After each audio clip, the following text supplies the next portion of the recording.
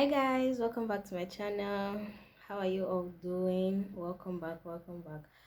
For our new subscribers, thank you. I see you guys have watched my previous videos and are still watching. Thank you guys for also watching, liking and subscribing to this channel. Thank you guys so much. Welcome to another sit down video. Today we'll be talking about baking tips for beginners.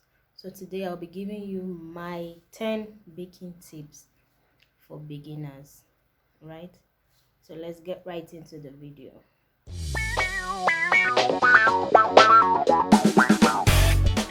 Before we begin, this is just a disclaimer. Please, I'm not yet a master at this whole baking business. I'm not yet a master. Please, I'm still learning. I'm open to learning new things and new tricks and all of that.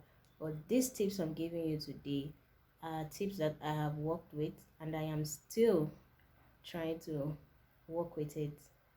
Yeah, sometimes I forget some stuff here and there, but I mean, there are tips I've tried out and it worked for me, and I hope you would also benefit from this. Number one tip: always stick to a recipe. Whatever recipe you're using for a particular cake, we have different cake flavors. So whatever recipe you have decided to use for that particular cake, please stick to that particular cake recipe.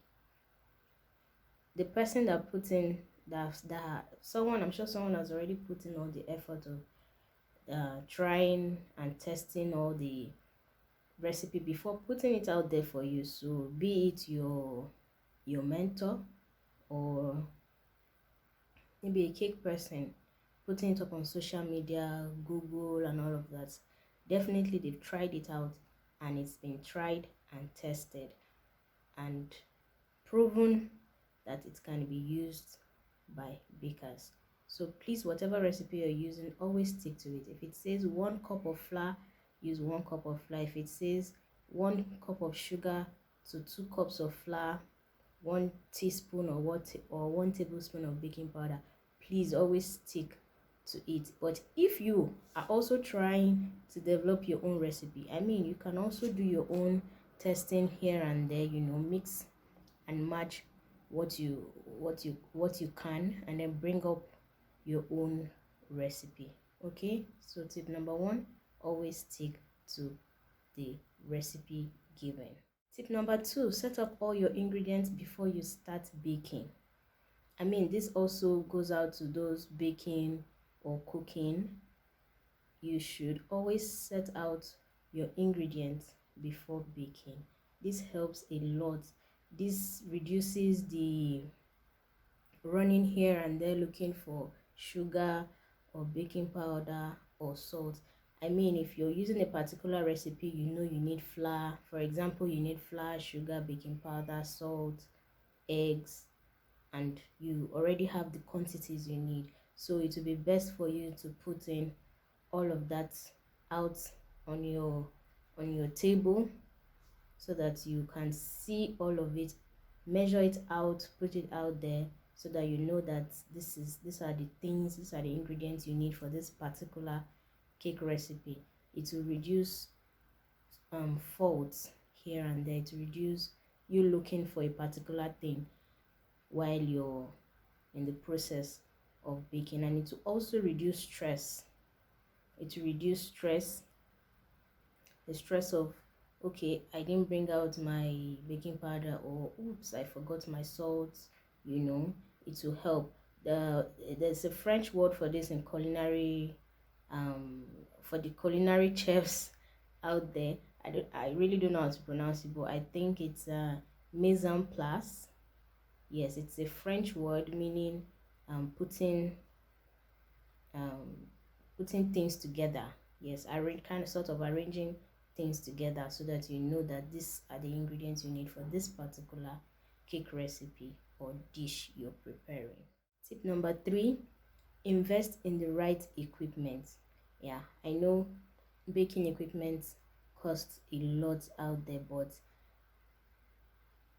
I mean, if you need to get baking equipment, please get the right ones. Get to the right vendors, get the right ones, so that you know that what you're using is good, and to also make give you a nice and good output at the end of the day. Also, um invest in good measuring equipment. I mean, we have measuring jug, we have measuring cups, we have measuring spoons, we have the scale. I mean, you can Google conversion from scale to cups if you cannot afford a measuring scale for now. I mean, I don't have a measuring scale for now. I use measuring cups and spoons.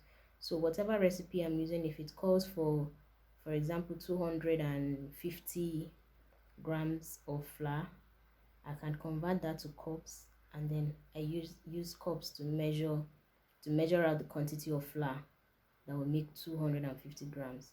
That's if I'm using the scale to measure. So please invest in right equipment and the right measuring equipment. Also, it saves you the stress of using maybe more flour or more baking powder or less salt or less sugar and all of that. Tip number 4, make sure all your ingredients are in room temperature. This is very, very important. It also makes your baking, whatever you're baking, come out really nice. It gives you this very, very nice output. So if you want to bake, for example, and your eggs or milk are in the fridge, please take it out some minutes or some hours before you need to bake, so that you make sure all your ingredients are in room temperature, from your flour, your sugar, you know, all from all your dry ingredients to all your wet ingredients. Please make sure they are in room temperature. I mean, you don't want to beat up, you don't want to mix cold eggs and cold milk or cold, stuff. It will affect your output. It will affect whatever cake or whatever thing you're baking at that time. I mean, if you use ingredients at room temperature, it makes your cake come out very moist and fluffy. If you haven't tried this, please try it and see the difference. Okay. Tip number 5, always sift out your dry ingredients. This is not overrated. Please, when you're baking, make sure all your dry ingredients are well sifted. This will make it aerated, meaning it will involve air into the mixture and mix the mixture uniform, thereby giving you a very fluffy and moist cake at the end of your baking. So all your ingredients, all your dry ingredients, from flour, baking powder, salt, baking soda, cocoa powder, please make sure you sift them well before incorporating it into your baking. Tip number 6, please make sure to line your cake pans with parchment paper. Grease the pan, line, cut out parchment paper that will fit into the cake pan, and line your cake pans with it. This will avoid your cakes from burning underneath and by the side of the pan. Okay, so to achieve a neat finish of your cake, please always line your cake pans with parchment paper. Tip number 7, use an ice cream scoop for your dough. Probably you want to make a cookie, the cookie dough. Use an ice cream scoop to measure it out. This gives you uniform sizes at the end of your baking. So also you can also use it for your cake batter. If you want to make cupcakes, you can use the scoop to scoop out the batter into the cupcake trays. This gives you a uniform size at the end of the day.